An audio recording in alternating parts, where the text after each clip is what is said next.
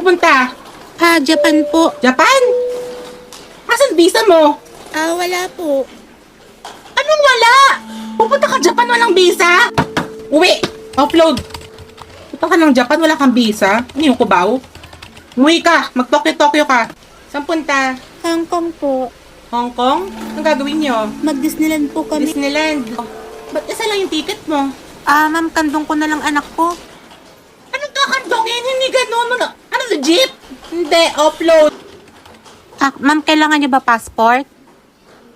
Ay, hindi. Baka may suki card ka akin na.